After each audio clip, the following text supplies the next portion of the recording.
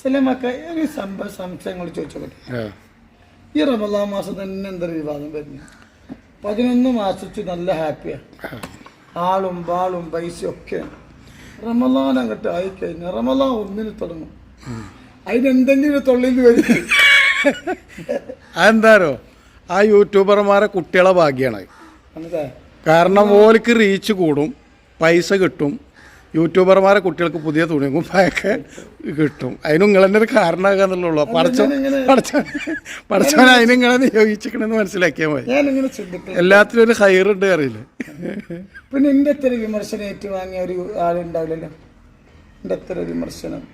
കാരണം 100 ചില്ലാൻ ആളാത്തര എൻ്റെ ബാക്കിൽ ഇന്റെ പേര് വെച്ച് ദയവിട്ടോ കഴിച്ചിലായി. ഇന്റെ ഫോട്ടോ വെച്ചിട്ട് ഒരു വീഡിയോ ഇട്ടാ കഴിച്ചില്ലായി. നിങ്ങൾ ആലോചിച്ച് നോക്കി, എന്താണ് അതിന്റെ സത്യം? ഞാൻ ശരിക്കൊരു സംഭവം തന്നെയല്ലേ. ഒന്ന് ആലോചിച്ചോക്കാൻ നിങ്ങൾ. ഒരാള് ബാക്കിൽ 100 ആളൊക്കെ പിന്നെ വീഡിയോ അതാണ് പെണ്ണുങ്ങള് ഹിന്ദു ഒക്കെ കഴിഞ്ഞിട്ടാണ് ഇപ്പൊ ഈ പെണ്ണുങ്ങളെ ആരോപണങ്ങളും കാര്യങ്ങളും തെറിയൊക്കെ വിളിച്ചിട്ട് അത് പിൻവലിച്ചു തോന്നുന്നു അല്ലേ.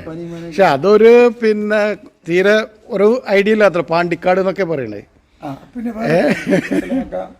വേറെ കാര്യങ്ങൾ പറക്കാന് വിവാദങ്ങൾ എപ്പോ വന്നോ അതൊക്കെ എന്നെ ഉയർച്ചക്കാം. അതാണ് തന്നെയാണ്. അതേതൊരാളുടെയും ജീവിതത്തിൽ അങ്ങനെ തന്നെ ഉണ്ടാവുക. അറിയാത്തവരൊക്കെ അറിയാം. ഇപ്പൊ കുറച്ചു മുമ്പ് 2-3 പെണ്ണുങ്ങൾ പറയും, എന്താ ഞങ്ങൾ ലോങ്ങിൽ വരുന്നത്, എന്നെ യൂട്യൂബ് കൂടെ കണ്ടിട്ട് കാണാൻ വേണ്ടി വന്നാണ്. മാർക്ക് സുറല് ദ്വാരക്ക് ഞങ്ങൾ ഇന്നും വരുന്നത്.